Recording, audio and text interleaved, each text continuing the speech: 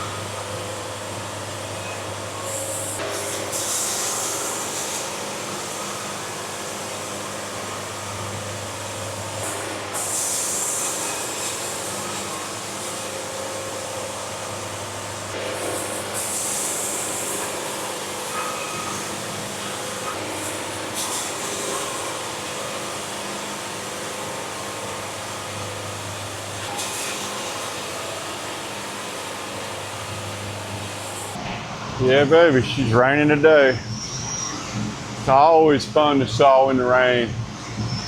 Not really. Hey folks, welcome back to another weekly edition of Sawing with Robert Milton at Hobby Hardwood. I am Robert Milton and this is Hobby Hardwood and it is raining. It's cool though. Beautiful day to be sawing. I'm kind of in the dry for the most part. And if you can't hear me, it's because I've got a lot of machines running right now. So it's going to be noisy.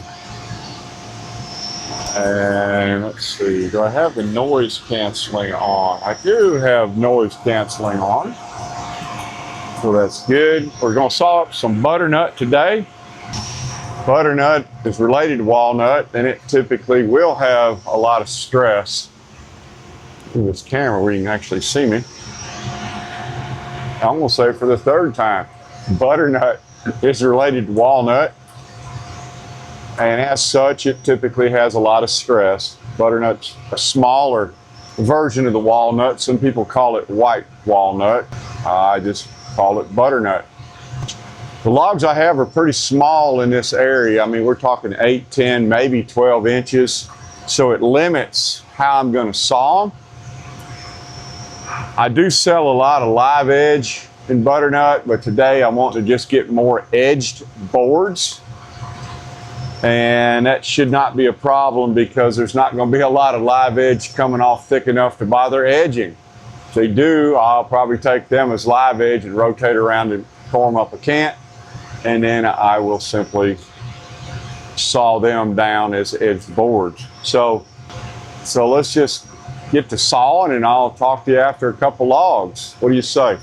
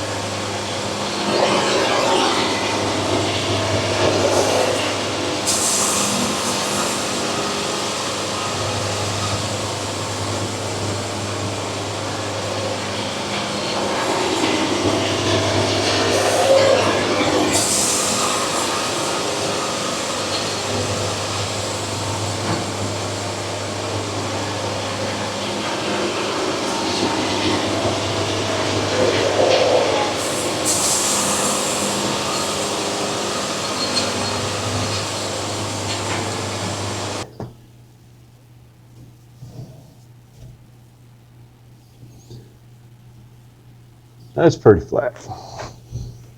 I wasn't actually sure what I was going to talk about today. It's like, well, I'm sawing butternut, and that's fun. Yay. It's like most times when I'm filming, I really have no idea what I'm going to be talking about until I start getting into some logs or getting near the end of the batch, and I've had time to cogitate and think about the previous week's comments. One comment came up that had me thinking. It was, what do you consider a flat enough board? Or if you're sawing and you're getting waves in your cut, what do you deem as acceptable? I mean, the obvious answer is none, but in real life, you are going to get some waves or some curvature, and that's a pretty cool question to ask. So I typed out an answer, but I'm going to cover it more in detail. So basically, there's two types of curvature you're going to get off a board, right? I mean, two of them. It's one and two. First one is going to be due to the sawmill. That would be an alignment issue, a band issue, something, or you're cutting too fast, or you may be cutting too slow, but basically something that caused the band to cyclically cut up and down. Waves. That's why they're called waves. Now, we're not talking about just rips out of a board because you got a bad tooth or you hit a nail. We're talking about just in everyday sawing, what's an acceptable height of the wave? Typically when I'm sawing, let's turn the microphone over. Hate this microphone. Let's move the microphone where maybe y'all can hear what I'm saying. So typically when I'm sawing, I consider anything a 1/16 of an inch and under deflection acceptable. Now, yeah, I know I would prefer it to be perfectly straight, but a 1/16 of an inch, which is with a straight edge, I mean, you can maybe see a little bit of it. I mean, that's real life. Once it gets to an 1/8, unless I am really pushing or really challenged, then I am going to stop and see what's wrong. The reality of it is, it also depends on what your end product is.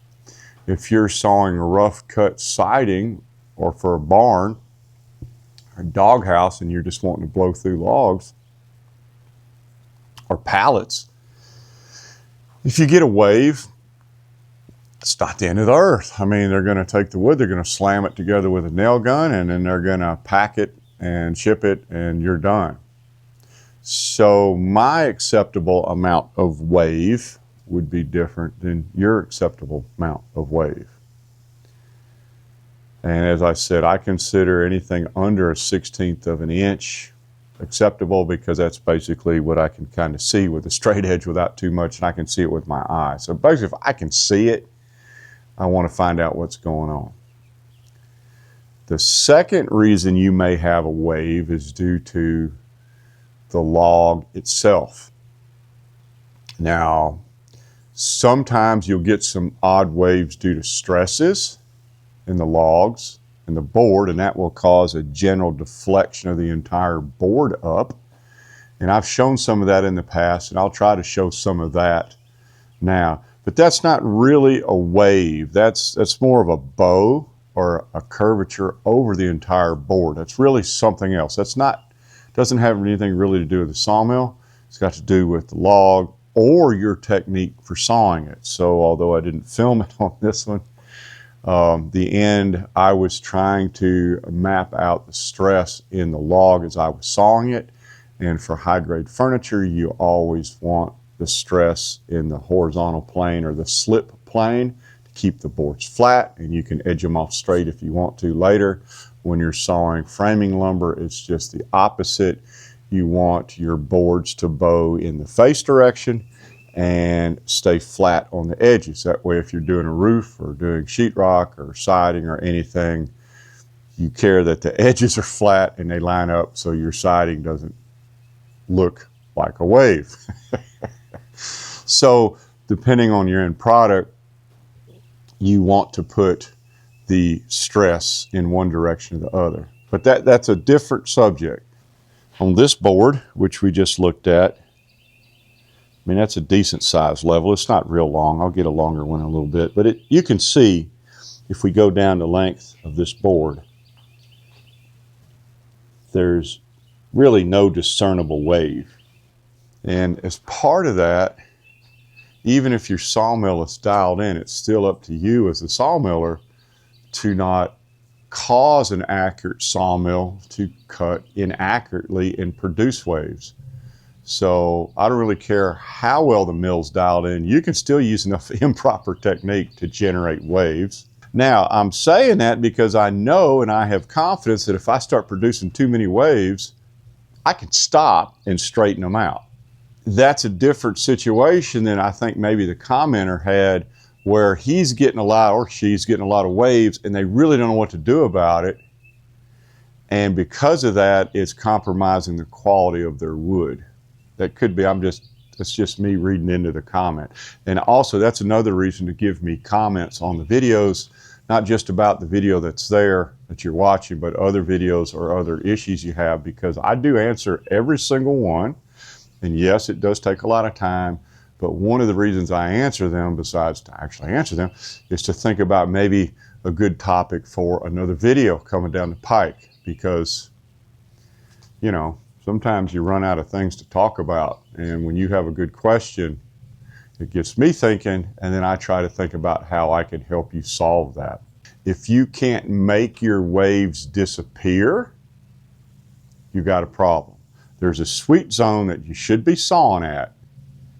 Speed and feed and log and set and band geometry and horsepower, there's a band where you will not make waves, and that's where you need to be sawing at. I've discussed that on some other videos. How do you know when you're right at the right speed? You should hear the E flat tone, or maybe be just a little bit below it. If you're sawing too fast, you'll hear the blade scrub. Now, I've been asked about that many times. I've never been able to catch it on the video, but I am going to try to catch it today. It's almost like, I don't know how to describe it. It's almost like the teeth are filled up with sawdust. They're just slammed. And you can hear the band actually just grinding through the wood. It's a very distinctive sound. I'm going to try to catch it. I don't know if I'll be able to, but I'm going to try to catch it. The gullet is just filled up with sawdust, and there's just no more room in your packing right there. And again, that has a very distinctive sound. Some will have knots, some will not. Certainly you should never wave when you're going through clear wood. Here's a little tip for you. If you're seeing that you're waving as you're going through a knot, you need to look at it and go, is the body of the log basically soft and the knot rock hard? Like a lot of white pine is like that. The wood's extremely soft. The knot's as hard as a golf ball. Hey, guess what? You're going from almost no load to instant load, and that knot's kind of round. So unless you just center punch it, if you hit it kind of on the edge, yeah, it's going to drive that band up. You're going to see a wave. And you go, well, what am I supposed to do then? I got a lot of knots in the wood, and it's easy. Slow down at the knot. Your hand should always be on the speed control. I mean, you can blow through the flat wood. When you get to the knot, you see it coming, slow down a little bit. I mean, if you're on a country road, you may get on a straightaway and put your foot down, but when you're coming up to a curve, guess what? You better slow down or you're going into the woods. Same thing with a log. You should be making continuous speed adjustments all the time. And remember, one of the things you're listening for is the sound of the engine. And one of the things that you're looking for is the sawdust trail coming out of the band. And that will always tell you when you're making a wave. And with all that put together, you're having to drive the sawmill. It's not just hit the speed control and go. I get that question a lot. Well, doesn't your mill have auto feed? Sure. Doesn't your car have cruise control? Sure. How often do you use cruise control in city traffic? Never. How come? You're going to hit stuff. So yes, auto feed, it may be cool as a selling point, but if you're actually trying to drive your sawmill and get the most out of it, you need to be working on your feed control just constantly. A lot of input, a lot of output. Don't use your cruise control on your sawmill unless you're sawing balsa wood or styrofoam, because you're not getting the highest grade wood you could be getting out of it. Always using the joystick. Chippy, are you ready for lunch? Oh, you've been laying down, been trying to get out of the rain. Where you going? What you doing? Oh, now you got the tail wagging. There you go. Shake all that sawdust off. Let's go get some lunch. What do you want, some fried cat? Fish? Okay. Tell us what you think. So this is my speed, my head feed control. So as I move this back and forth, this is how I control the speed of the saw head. Now one thing you'll notice is you'll never see me just choke gripping the joystick. It has zero feel that way. You've got no reference, you've got no nothing. I don't know if you've ever noticed, but I'm always driving the joystick from down here. I put my heel of the hand on this metal. That's why it always rusts out. I'm sweating. And I'm driving the joystick like this with my fingers. Not like manhandling the stupid thing.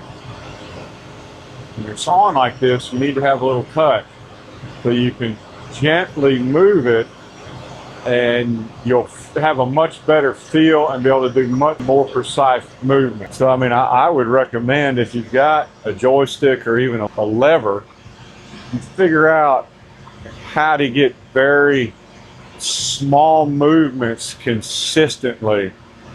In this case, I'm moving my whole arm, and in this case, I just have to barely twitch my finger. Sometimes I'm actually just using my index finger. Get some touch into your controls. Even if the manufacturer doesn't really have a good way to do it, you figure out a good way to do it.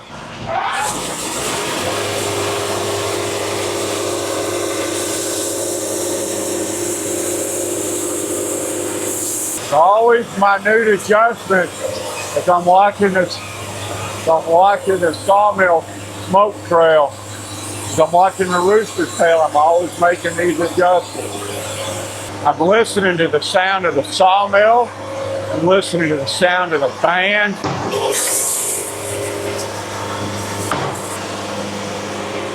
I'm listening to the band. When the pitch gets off, I'm either slowing down or speeding up. My other hand, I'm doing the debarker. I'm listening to the engine. I can clearly hear the band changing pitch. I don't know if you guys can, but I sure can. Remember, it's like a needle. The rooster tail's coming straight out in line with the band. Means everything's good. If the rooster tail is not in line with the band, it means there's a cut in a wave.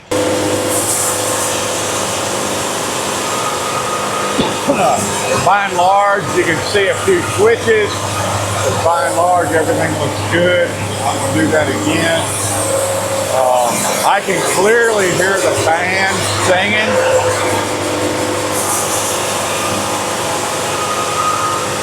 I hope you can hear that.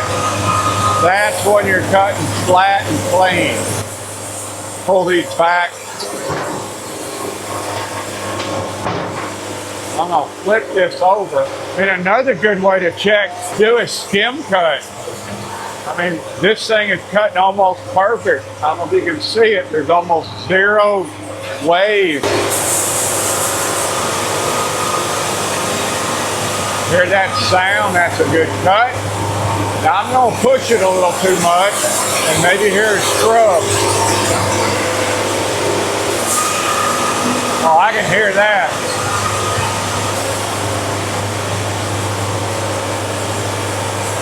I'm going to turn my noise canceling off. Try that again.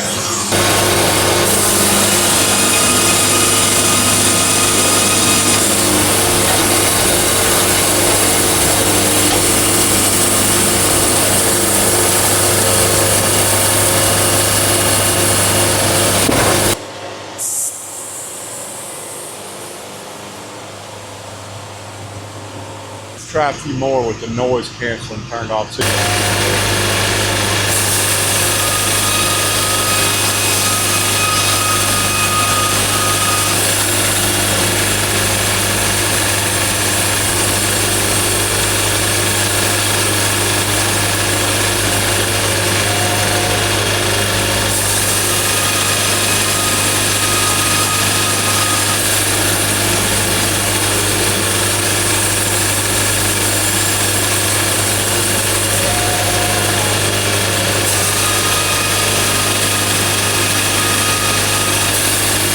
One thing that somebody commented on is that they almost never see me move my blade guide arm.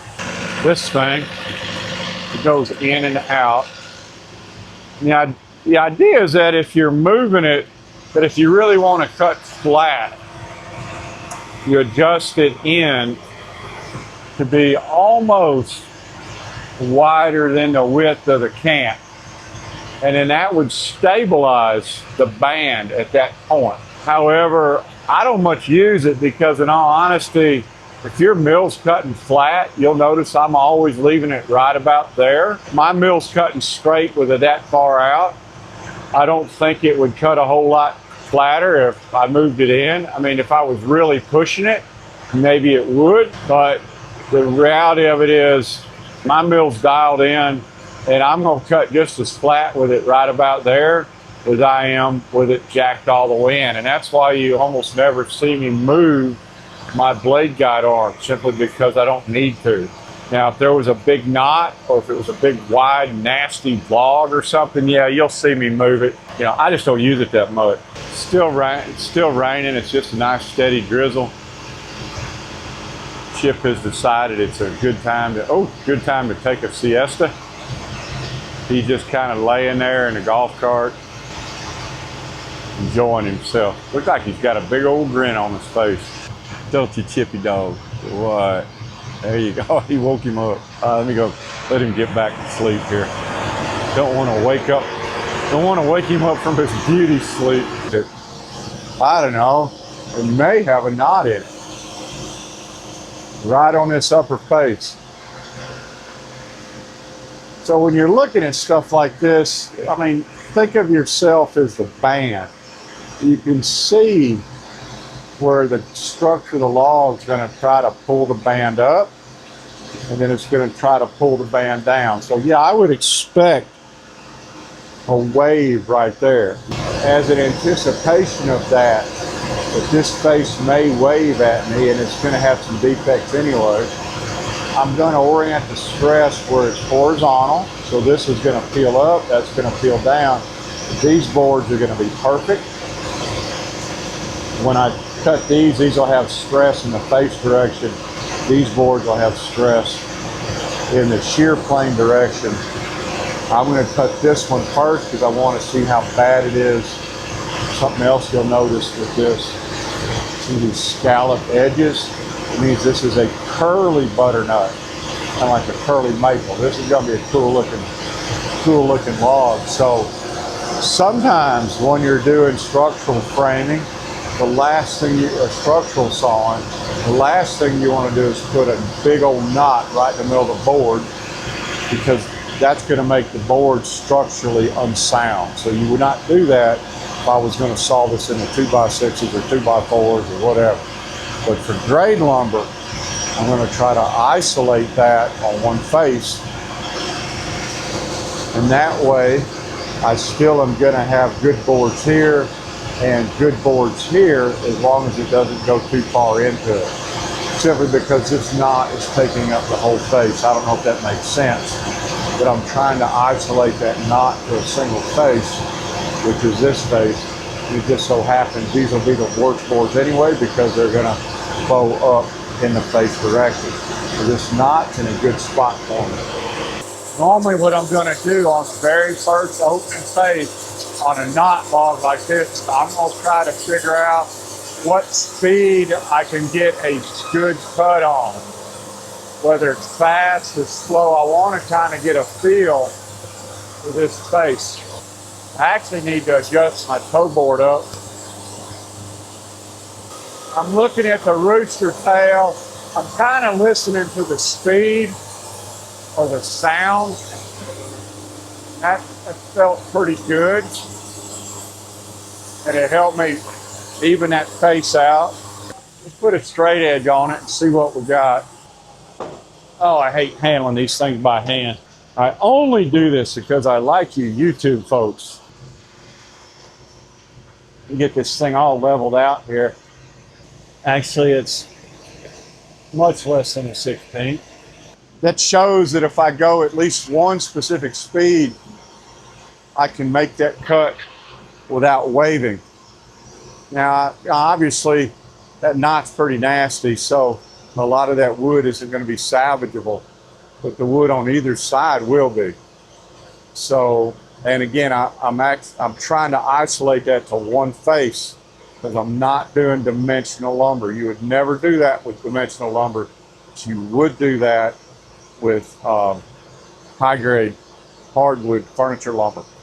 I want to isolate that and then remove it later. I don't want it in the corners, which is what you would do with dimensional lumber. I want it where I can cut it out like a big wart. So anytime you have a log that's got a knot that's that big in it, you have to worry about how that's going to affect the other face.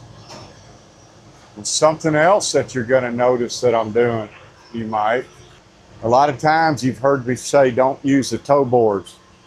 But when you have a log that you think is going to act funny, as in not asking a horse why it has a long face, but the log's going to act funny or the cant's going to act funny, by the way, that was a joke, then I really want to make sure that the log or the cant is sitted really well on the mill. So I will use toe boards. I won't just jack it up with a chain turner and just hold it with a clamp where things can move. When I know I may be battling the log, I'm going to always use my toe boards and I'm going to always get it right on the deck.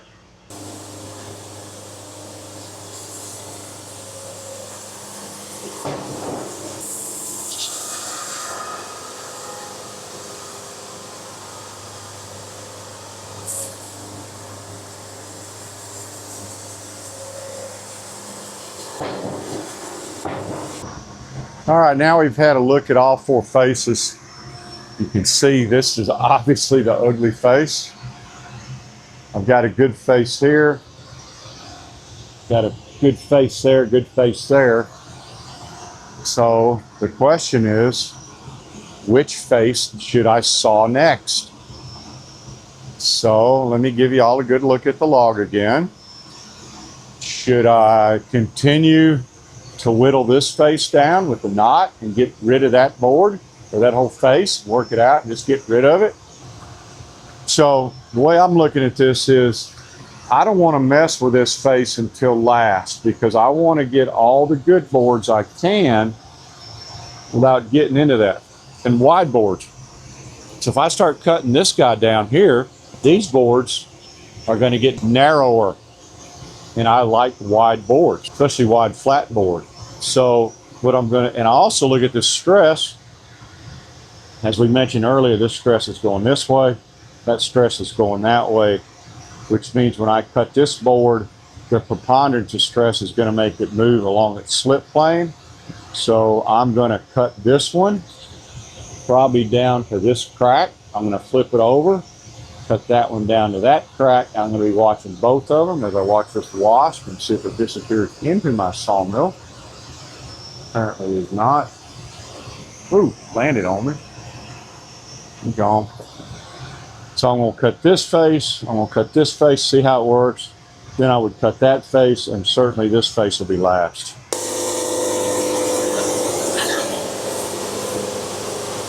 Stem cut. That thing is flat.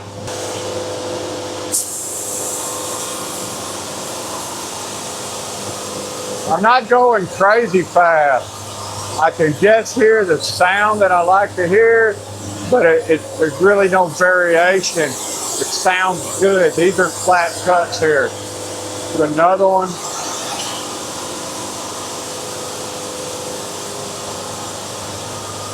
I'm going to pull these guys back. Remember what I said about the stress. I said I was going to cut down to right here. And until that point, all the stress should be in a slip plane. And you can see exactly what I'm talking about. These boards are moving that way, but they're not moving this way, which means these are flat. And this is exactly what I want. So I got two beautiful flat boards out of this. I'm not going to cut into that until I get this side cleaned up. So these two are perfect. You can see how much they moved over a quarter of an inch, almost 3/8 of an inch, due to the stress being in that direction. I mean, that's pretty cool, isn't it? That's why I like sawmilling. It's unpredictable, yet predictable. It's fun too. I mean, what else am I going to do on a rainy day except sleep like Chip?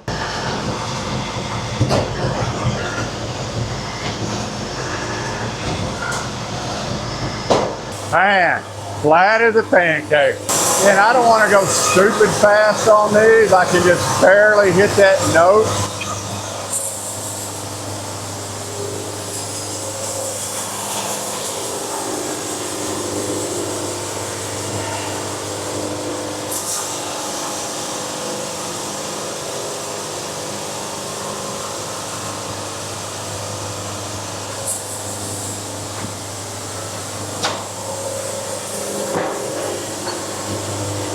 All right, now I'm definitely starting to see some defects on this side of the face. I'm gonna go up to my next third face here.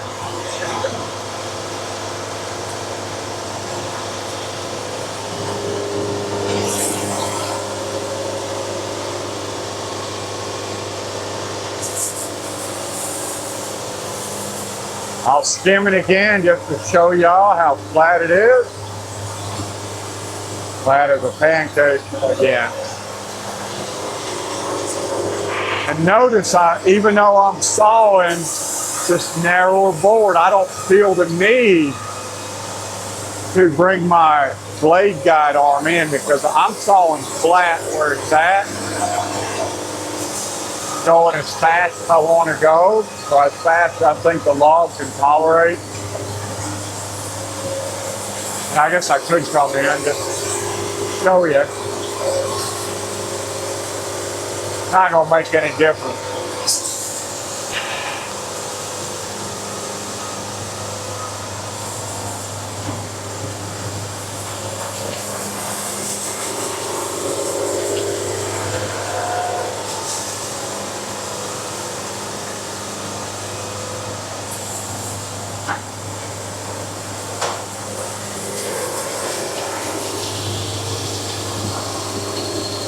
So I am going to slow down. I'm really going to see how I slow down for that knot.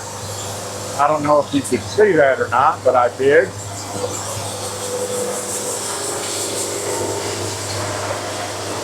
Hit it pretty hard. Slow down a little bit. Hit it hard again. I don't even know if you can see it on a saw head speed, but I'm definitely doing it. Slow down a little bit. I exaggerated that one.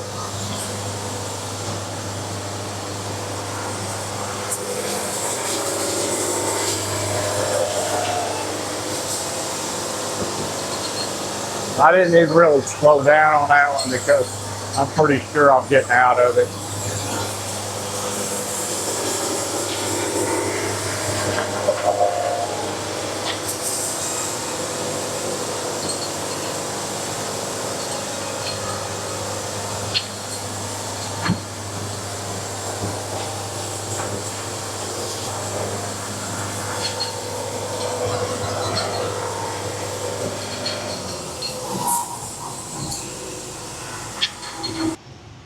All right, y'all saw me hog through this one pretty fast. So let's see how many waves I have. I'm not seeing. I got this thing set up so if I'm getting a wave, I should see some daylight, right? I mean, if I lift it up, you can see a little daylight, but there is no daylight under this thing. This thing is well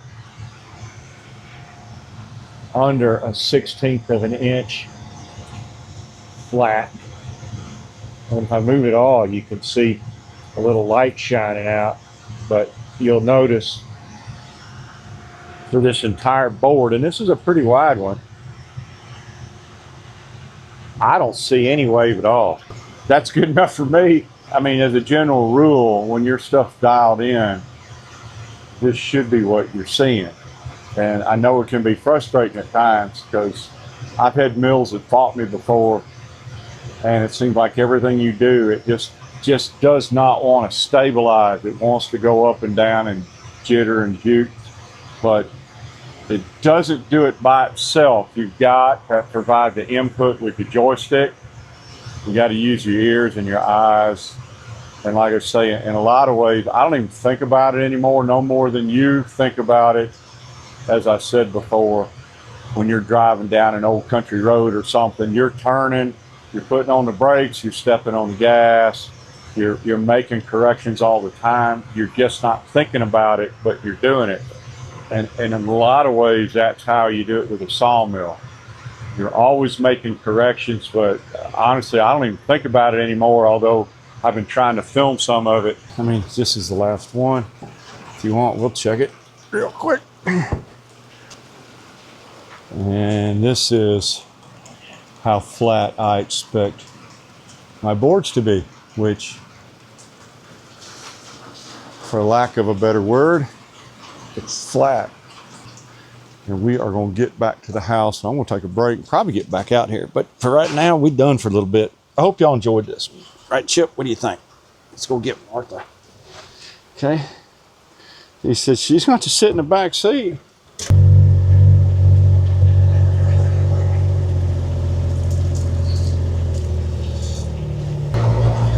You can see that rain coming. We're going to go right into the old garage and take a break. All right, y'all, we'll see you next time. Chip's gone. He's like, he pulled the ejection lever. He's history. So let's go inside and watch some Lassie or something. Thanks for visiting our sawmill. Click on the links above to see more of our videos.